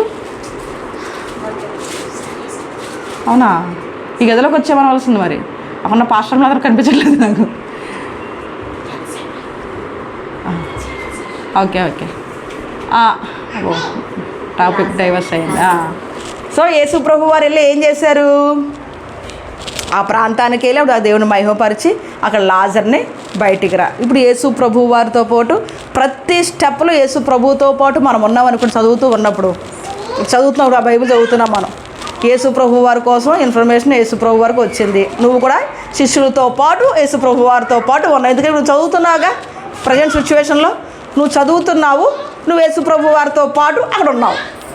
ఇప్పుడు యేసు ప్రభు చేసిన ప్రతి ఒక్కటే అక్కడ ఉంటూ నువ్వు చూస్తూ వెళ్తున్నావు అన్నమాట. ఎప్పుడైతే ఇలా చూస్తూ వెళ్తూ ఉంటావో నువ్వు అందులో లీనమైపోయావు కాబట్టి పరిశుద్ధాత్మ దేవుడు ఏం చేస్తాడు, మిమ్మల్ని ప్రతిదీ మీకు కంటికి కట్టినట్లుగా చూపిస్తాడు. హల్లెలూయా. అది చూపించినప్పుడు అక్కడ యేసు ప్రభువు మీద ఏ ఆత్మ అయితే ఉందో నువ్వు యేసు ప్రభువు పక్కనే ఉన్నావు కాబట్టి ఆ ఆత్మనే నువ్వు రిసీవ్ చేసుకుంటావు అన్నమాట. హల్లెలూయా. ఈ బైబిల్ చదువుతూ ఉన్నప్పుడు నువ్వు ఆ బైబిల్లోకి ఇన్వాల్వ్ అయిపోయావు కాబట్టి నువ్వు అక్కడ ఏ వ్యక్తి మీద నీ మనసు పెట్టావో ఆ వ్యక్తి యొక్క ఆత్మ నీలోనికి వస్తుంది. మరియమ్మ ఆత్మ మీద నువ్వు ఫోకస్ పెట్టావు అనుకోండి, మరియమ్మ ఏం చేస్తే అది నీకు వస్తుంది. శిష్యుల్లో ఉన్నారు కదా, శిష్యుల మీద ఆత్మ మీద నువ్వు ఫోకస్ పెట్టావు అనుకోండి, శిష్యులు ఏమన్నారు, లాజర్ నిద్రపోతే లేపొచ్చు ప్రభువా. వాళ్ళ మీద ఫోకస్ పెట్టాను చదువుతున్నప్పుడు శిష్యులు ఏమన్నారు, నిద్రపోతే లేపొచ్చు. ఎవరన్నా చనిపోయారు అనుకోండి, మనకి ఏమొస్తుంది మైండ్లో, వాడు నిద్రపోతే లేపొచ్చు కానీ చచ్చిపోయిన లెక్క లేపుతావు. అది ఎవరి మైండు, శిష్యులు మైండ్ అనమాట. మనం చూసాం కాబట్టి అక్కడికి వెళ్ళిన వెంటనే అదే వస్తుంది. యేసు ప్రభు వారి మైండ్ వచ్చింది అనుకోండి, యేసు ప్రభు వారు ఏమన్నారు, దేవుణ్ణి మహిమపరచడానికి లాజర్ని లేపబోతున్నాడు. అందరినీ లేపలా, మళ్ళీ అది కూడా గుర్తుపెట్టుకోవాలి. మరి చచ్చిపోయిన అర్థమే లేపేయచ్చు కదా. కొంతమంది వాళ్ళ ఆయుష్ అయిపోయింది భూలోకంలో, వాళ్ళకి దేవుడు పిలుచుకున్నాడు, వెళ్ళిపోయారు. సో వాళ్ళని లేపడానికి అందుకు ఎవరో ఆయన పేరు ఏం పేరు, విగిల్స్వర్త్ వాళ్ళ భార్య చనిపోతే నేను లేకుండా ఎలా తీసుకెళ్తావు, నువ్వు రా అనగానే వాళ్ళ భార్య వచ్చి చనిపోయినా లేచిపోద్ది. వచ్చేమంటుందావా, నాకు పరలోకంలోనే బాగుంది, నా సమయం అయిపోయింది కదా, నేను వెళ్ళిపోతానని పంపించేశాను. సరే పో.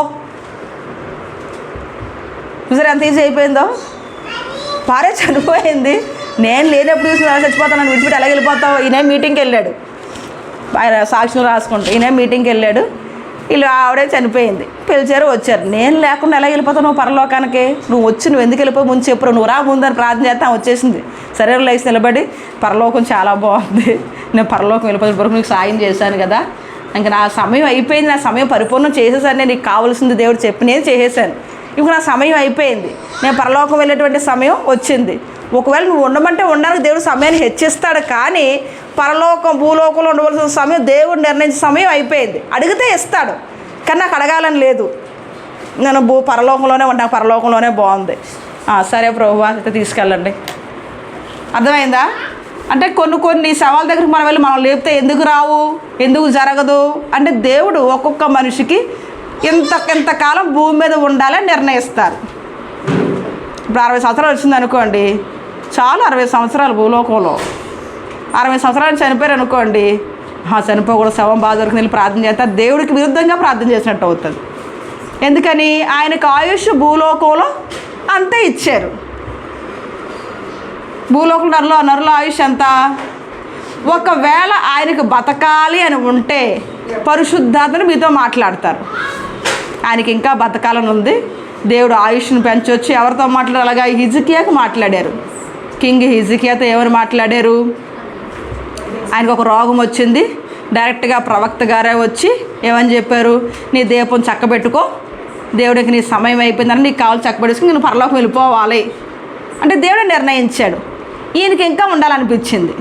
వెంటనే పక్కకి తిరిగి, ప్రభువా నేను ఎంత యథార్థవంతుడినో ఎంత న్యాయంగా ఉన్నానో నీకు తెలుసు కదా, నాకు ఆయుష్ను పొడిగించవా అనగానే ఇంకా ఆ ప్రవక్త కనీసం గడప దాటి వెళ్ళలేదు, దేవుని వాక్కు ప్రత్యక్షమైపోయింది.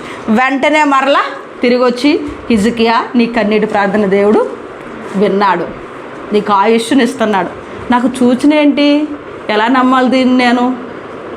అప్పుడు ఆ కాలంలో టైం అనేది ఈ టైం కాదు, నీడను బట్టి అనమాట. నీడ అంత దూరం వెళ్తే, ఇప్పుడు మన నీడ ఉందనుకోండి, నీడ కొంచెం ఈ ఇలా పెడితే కొంచెం నీడ పెడితే 3 గంటలు అయినట్లు, పొడుగ్గా వెళ్తే 4 గంటలు అయినట్లు, ఈ పక్కన పడితేనేమో ఉదయకాలం, ఈ పక్కన పడితేనేమో సాయంకాలం. తూర్పున సూర్యుడు ఉదయిస్తాడు కదా, ఇలా ఉదయిస్తున్నప్పుడు మన నీడ సూర్యుడికి ఎదురుకుండా వెనక్కి వెళ్తుంది కదా, అంటే ఉదయం అనమాట. పరమన్న వస్తాడు కదా, పరమన్న వచ్చి ఇలాగెళ్తే సాయంకాలం. నీడను బట్టి నీడ మన మీదే ఉండిపోయింది అనుకోండి, టైం ఎంత అయినట్టు? 12 కరెక్ట్గా, 1 గంట 12 కదా, ఖచ్చితంగా మన మీదే వచ్చి పడిపోయింది మధ్యాహ్నం అయినట్లు. కొంచెం కనిపిస్తే దాన్ని బట్టి. అందుకని హిజ్కియాతో ఏమంటాడు, 10 మెట్లు నీడ వెనక్కి వెళ్తుంది. హల్లెలూయా. ఆ రోజు 10 మెట్లు నీడ వెనక్కి వెళ్ళింది. హిజ్కియాకి 15 సంవత్సరాలు ఆయుష్ని పెంచారు. అంటే చనిపోయిన వ్యక్తుల్ని మనం లేపాలి అంటే పరిశుద్ధాత్మతో మనం సంభాషించాలి. అసలు చనిపోయిన వ్యక్తిని లేపగలిగే శక్తి నాకుందా? అది మెయిన్ క్వశ్చన్. లేపాలా వద్దా ప్రభు అని, ఆ తర్వాత ఆ శక్తి నీకుందా అంటే, ఎవరైతే యేసు ప్రభువుని వెంబడిస్తారో, ఎన్నో అధ్యాయంలో ఉంది, మత్తయి సువార్త, లూకా సువార్త, మార్కు సువార్త చివరి అధ్యాయంలో యేసు ప్రభు యొక్క కమాండ్ ఏమని చెప్తారు చూడండి. ఏముంటుంది చివరిలో? కమాండ్ ఇస్తాడు కదా యేసు ప్రభు వారు శిష్యులకి, వెళ్ళండి సర్వలోకానికి సువార్తను ప్రకటించండి. ఏం చెప్తారు ప్రకటించిన తర్వాత?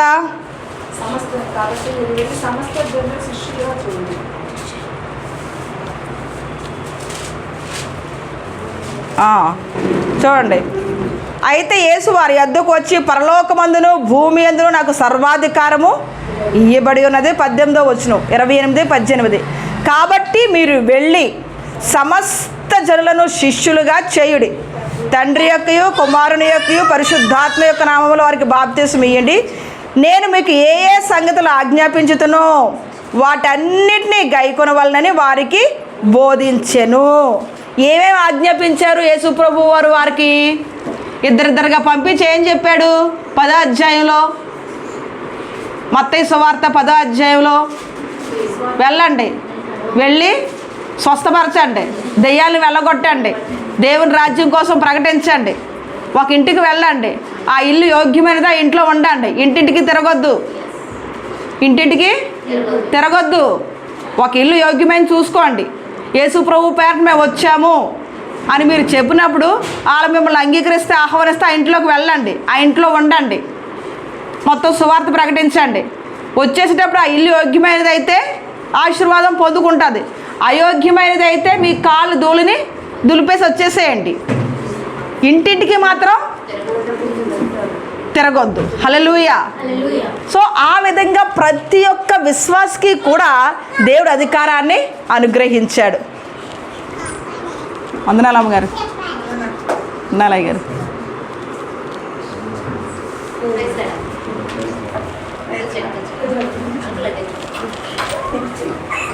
ఎలా వచ్చాను?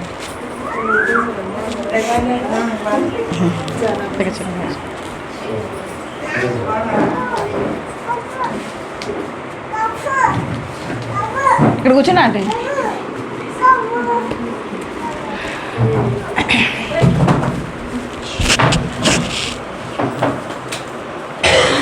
హల్లెలూయా.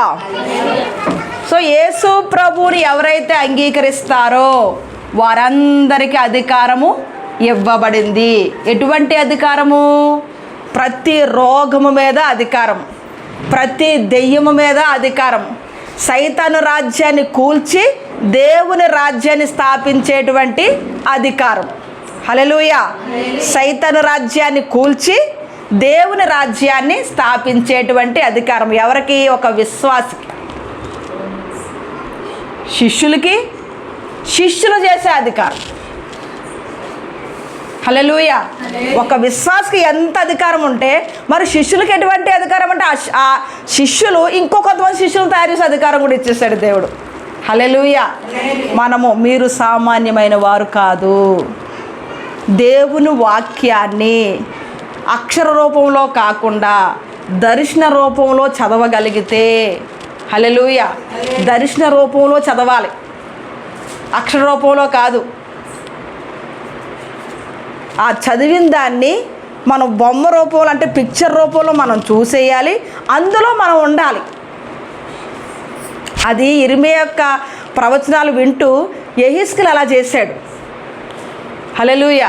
ఇర్మియా గ్రంథం చదివితే ఎండిపోయిన ఎముకలకు దేవుడు మరలా తిరిగి జీవం పోస్తాడు. దేవుడు మాట్లాడుతూ ఉంటే నా ఎముకలన్నీ మండుతున్నాయి అంటాడు. ఆ వాక్యాన్ని చదువుతూ ఉన్నప్పుడు యెహెజ్కేలుకి లోయలో ఎండిపోయిన ఎముకల దర్శనం వస్తుంది. హల్లెలూయా.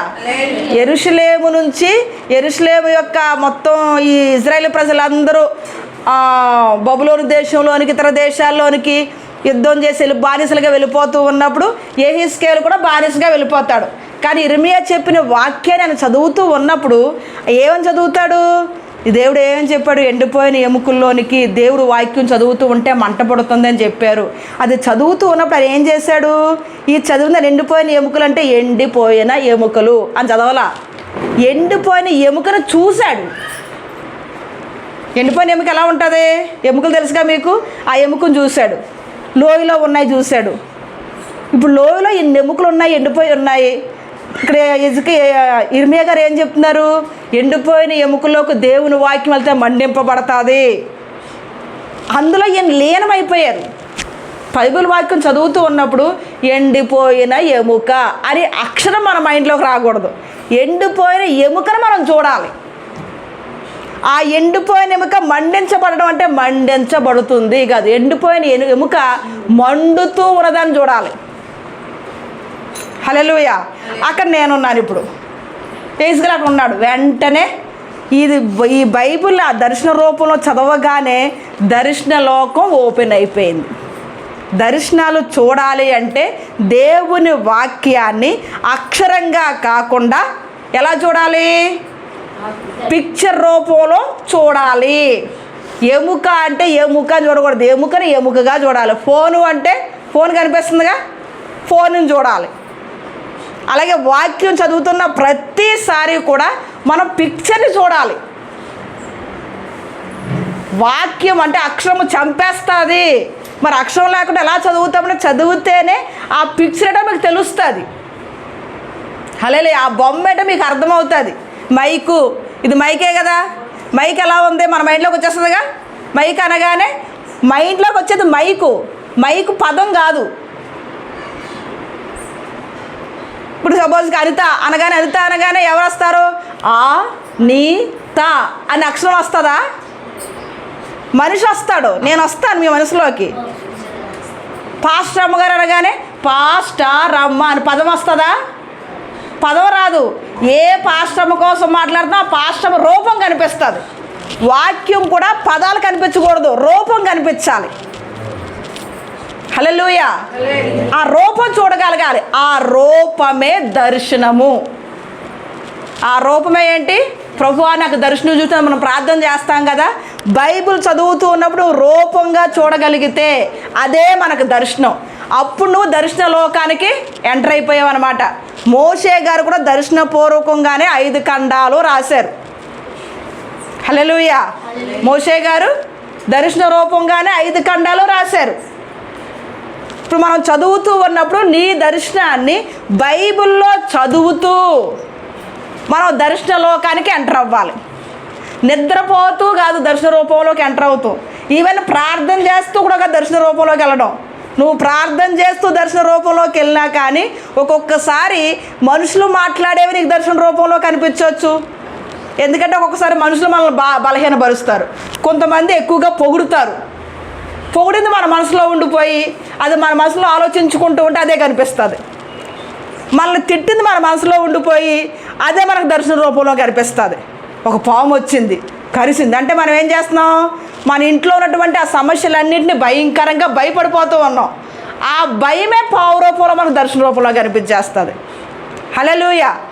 అందుకే వచ్చిన ప్రతి దర్శనాన్ని దాన్ని మనం ఏం చేయకూడదు? లెక్క చేయకూడదు. దేన్ని లెక్క చేయాలి? వాక్యాన్నే. వాక్యము సత్యము స్థిరము. భూమి ఆకాశము గతించినా కానీ వాక్యములో ఒక పొల్లు కూడా పోదు. కాబట్టి వాక్యాన్నే దర్శన రూపంలో చూడగలగాలి. దానివల్ల టైం వేస్ట్ అవ్వదు. మీ వచ్చిన దర్శనం నశించిపోదు. నీకు వచ్చిన దర్శనం వల్ల అనేక కుటుంబాలు కట్టబడతాయి, అనేక జీవితాలు కట్టబడతాయి. ఒకవేళ ఈ బైబిల్ మనం దర్శన రూపంలో అంటే పదాన్ని రూపంలో చూడకపోతే, పదాన్ని పదంగానే చూస్తే అక్షరం మనల్ని చంపేస్తుంది. హల్లెలూయా. ఎంత సమయం నువ్వు అక్షరాన్ని అక్షరంగా చదివితే చదివిందల్లా అక్షరం ఏం చేస్తుందంటే మనల్ని చంపుకుంటూ వెళ్ళిపోతుంది. ఆల్మోస్ట్ మన క్రిస్టియన్స్ అందరూ అందుకే ఎంత బైబిల్ తెలిసినా కానీ కోపం ఎందుకు పోదు, మనుషుల్ని ఎందుకు ప్రేమించలేరు, ఎందుకు ద్వేషం పోదు, అసలు మనమే ఎందుకు సంతోషంగా ఉండలేకపోతున్నాం, ఎవరన్నా చిన్న మాట అనగానే మాకు మన ఫేస్ అంతా ఎందుకు చెడ్డగా అయిపోతుంది అంటే వాక్యాన్ని పదంలోనే చూస్తున్నాం కానీ వాక్యాన్ని రూపంలో మన మైండ్లో పెట్టుకోవట్లేదు. హల్లెలూయా. వాక్యాన్ని ఎప్పుడైతే రూపకంగా మార్చి దాని రూపాన్ని మన హృదయంలో పెట్టుకుంటామో ఆ రూపం చెరిగిపోదు. ఏ మాట వచ్చినా కానీ ఆ రూపాన్ని ఎవరో చెరిపేయలేరు. అప్పుడు మనం వాక్యంలో లేకపోతే దేవుని యొక్క సత్యంలో స్థిరంగా నిలబడతామన్నమాట. ఎవరు కూడా మనల్ని దాని నుంచి నీకు ఇవ్వబడింది నీ యొద్ద నుంచి ఎవరు తీసివేయలేరు. హల్లెలూయా.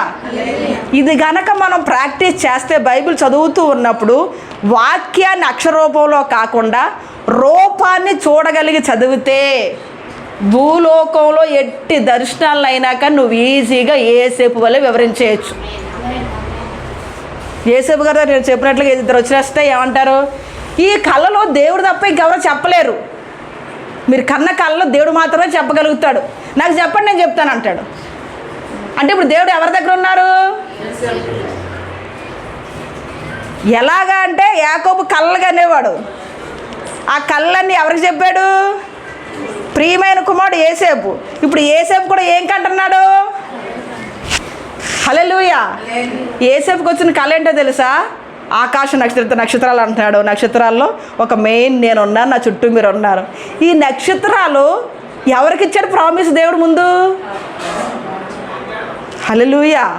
అబ్రహాంకి ఇచ్చాడు. ఆకాశ నక్షత్రాల వల్లే నేను విస్తరింపజేస్తాను. అది ఏసేపు ఎలా చదివాడంటే ఆకాశ నక్షత్రాలు నేను అబ్రహాము కుమారుణ్ణి. అబ్రహాం కుమారుడే మనవడేగా యాకోబు అంటే ఆ వంశంలోంచి వచ్చాడు కదా.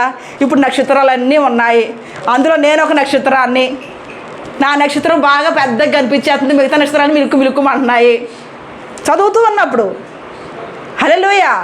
అంటే బైబిల్ చదువుతున్నప్పుడు నక్షత్రం అన్నప్పుడు అక్కడ అబ్రహాముకి ఇచ్చిన బ్లెస్సింగ్స్నే కాదు, ఆ నక్షత్రంలో మనం కూడా ఉన్నాం అన్నమాట. అప్పుడు ఏమవుతుంది? దర్శనలోకం ఓపెన్ అవుతుంది. దర్శనాల్లోకి మనం వెళ్ళాలి అంటే, దర్శనాన్ని మనం చూడాలి అంటే ఇది మనం ఓపెన్ చేస్తే అందులోకి మన ఆత్మ వెళ్ళిపోతుంది. అప్పుడు అబ్రహాముకి ఇచ్చిన దర్శనంలో ఆ యొక్క నిబంధనలో మనము ఏమై ఉన్నామో చూడగలుగుతాము. అది ఏసేపు చూశాడు. హల్లెలూయా. ఏసేపు చూడడం, కుటుంబం అంతా వెలచేసినా కానీ ఏసేపు అబ్రహాము వాక్యం చదువుతూ ఉన్నప్పుడు ఏసేపు ఏదైతే రూపకంగా దాన్ని చూడగలిగాడో, ఈయన బానిసత్వంగా ఉన్నప్పుడు దాని మీదే స్టాండప్ అయ్యి ఫరో భార్య నిందేసిన, జైల్లోకి వెళ్ళిపోయినా ఆ పిక్చర్ మాత్రం మైండ్లో ఏమైపోయింది? దేవుడు నాకు చూపించాడు. నక్షత్రాలు చూసినప్పుడల్లా మా రాత్రి పడుకుని అందులో ఒక నక్షత్రం నేనే బాగా మెరుస్తున్నా, మిగతా నక్షత్రాలన్నిటికీ సహాయం చేస్తున్నా. పొజిషన్ చూస్తే ఏముంది? అన్ని నక్షత్రాలు వెలిగిపోతున్నాయి, ఈయన మాత్రం జైల్లో ఉన్నాడు. ఎవరు చూసినా నిందలు చేస్తున్నారు.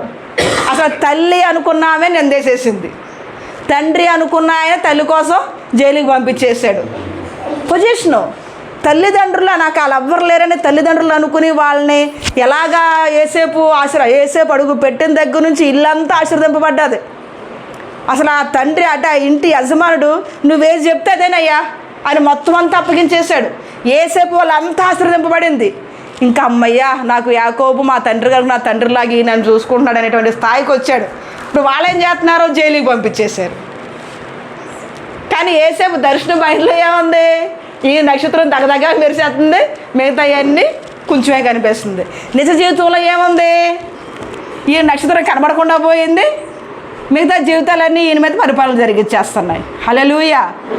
కానీ దేవుని వాక్యము ద్వారా వచ్చిన దాన్ని నమ్మాడు కాబట్టి ఏ సమస్యల గుండా వెళ్ళినా కానీ ఆ సమస్యలు ఏసేపుని ఏమీ చేయలేకపోయాయి.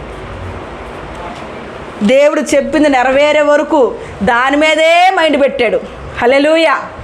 అలాగ మనం దర్శన లోకంలోనికి వెళ్ళి బైబిల్ ప్రకారంగా దర్శనాలు చూడగలిగితే భూలోకంలో దేవుడు మన కొరకు ఏది నిర్ణయించాడో అది ఏ సమస్యల్లో మనం ఉన్నా కానీ అది జరిగే వరకు మనకి చింత ఉండదు. మెయిన్ అందుకే చింత పడకుండా అని చెప్తాడు. మనం ఎప్పుడు చింతపడతానే ఉంటాం, ఎప్పుడు బాధ ఉంటానే ఉంటుంది. ఎందుకని చూసిన పరిస్థితులు అటువంటి. ఆ పరిస్థితుల్లో ఎవరన్నా చింతపడతారు, ఆ పరిస్థితుల్లో ఎవరన్నా బాధ ఉంటుంది. హల్లెలూయా. కానీ దేవుని వాక్యన దర్శన రూపంలో చూసేది మన మైండ్లో స్థిరపరుచుకుంటే ఆ చింతను జయించగలుగుతాము. ఏ సమస్యలోనూ దేవుని రాజ్యాన్ని కట్టడానికి దేవుడు మనల్ని వాడుకుంటాడు. హల్లెలూయా. మనం కూర్చున్న వారు అందరము బైబిల్ ప్రకంగా దర్శనాలు చూచుదుముగాక, అక్షరము కాకుండా రూపాన్ని చూచుదుముగాక. భూలోకంలో దేవుడు మనల్ని ఎందుకు పంపించారో అది దర్శన రూపంలో మనం తెలుసుకుని అందులో నిలబడుదుముగాక. ఆమేన్. చిన్న ప్రార్థన చేసుకుందాము. మన మధ్యలో పిలిపయ్య గారు ఉన్నారు, 2 మాటలు మనందరికీ చెప్తారు. ప్రార్థన. హల్లెలూయా, హల్లెలూయా, హల్లెలూయా. పరిశుద్ధుడా మీ నామానికి వందనాలు, స్తోత్రాలు చెల్లిస్తూ ఉన్నాను ప్రభువా. నీ ప్రేమను బట్టి, నీ కృపను బట్టి తండ్రి ఇప్పటి వరకు మీరు రెక్కల చెన్న సురక్షితంగా ఉంచారు, మీకు వందనాలు. ఈరోజు ప్రభువా ఓ తండ్రి దర్శనాలంటే కళ్ళు మూసుకుని పడుకుంటే వచ్చేది కాదు, కానీ ఏదో చింతగా ఆలోచిస్తూ ఉన్నప్పుడు మేము చూచేది కాదు, కానీ ప్రార్థిస్తూ ఉన్నప్పుడు వచ్చేది కూడా కాదు, కానీ నీ వాక్యాన్ని చదువుతూ ఉన్నప్పుడు ఆ అక్షరాన్ని అక్షరముగా కాకుండా ఒక రూపాన్ని మేము చూస్తూ అది చదివినప్పుడు ఆ దర్శన లోకానికి మేము వెళ్ళినప్పుడు ఆ దర్శనంలో మేమేమై ఉన్నామో అది మేము చూస్తూ ఉన్నప్పుడు అది శాశ్వత కాలము మాలో స్థిరపరచబడి ఉంటుందని మాతో స్పష్టంగా మాట్లాడే దేవా నీకు వందనాలు చెల్లిస్తున్నాం. అది మేము తెలుసుకునడమే కాదు కానీ ప్రభువా అది మా జీవితాల్లో కూడా జరుగునుగాక. మేము వాక్యాన్ని రూపకములో చూచుదుముగాక, అది దర్శనాన్ని మేము పొందుకొందుముగాక. మీరు మమ్మల్ని భూలోకంలో ఏమి చెయ్యాలని ఏ దర్శన ప్రకారం మమ్మల్ని నియమించారో వాక్యము ద్వారా దాన్ని గమనించి గుర్తెరిగి ఆ దర్శనంలో మేము జీవించుదుముగాక. శాశ్వత కాల దర్శనాన్ని జీవితాన్ని ఇక్కడ కూడి వచ్చిన వారందరూ మేమును పొందుకొందుముగాక. అట్టి కృప మాకు అనుగ్రహించమని, నీ రాజ్యము వచ్చునుగాక, నీ చిత్తము పరలోకముందు నెరవేర్చబడుచున్నట్లు మా జీవితాలలో మా ద్వారా భూలోకములో స్థాపించబడునుగాక. మీరే మహిమ ఘనత ప్రభావములు పొందుకొనమని యేసు నామములో ప్రార్థించి పొందుకొని ఉన్నాము తండ్రి. ఆమేన్. హల్లెలూయా. దేవునికి స్తోత్రం. మొదటి సెక్షన్ అయిపోయింది. అంటే 2వ సెక్షన్లో పాస్టర్లు అందరికీ మీటింగ్ కింద అరేంజ్ చేయాలని అనుకున్నా. Tea section. టీ తాగుతారా? టీ తాగిన తర్వాత మళ్ళీ ఇంకో సెక్షన్ ఒక 45 నిమిషాలు భోజనంకి వెళ్ళిపోదాం. 1:30కి పర్లేదుగా. 1:30కి భోజనం అమ్మా మీకే. 1:30కి భోజనం పర్వాలేదా? 1:30 12 అయిందండి. 10 నిమిషాలు టీలో అయిపోతే 2:15 గంటలకు మీరు బిగుంచేసి సరిపోతుంది. ఒక అరగంట సేపు మీరు తీసుకుంటే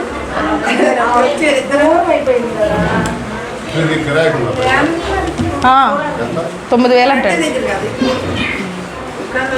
అడిగితే ఏమైనా తగ్గిస్తుందేమో, సోనియాకే కదా.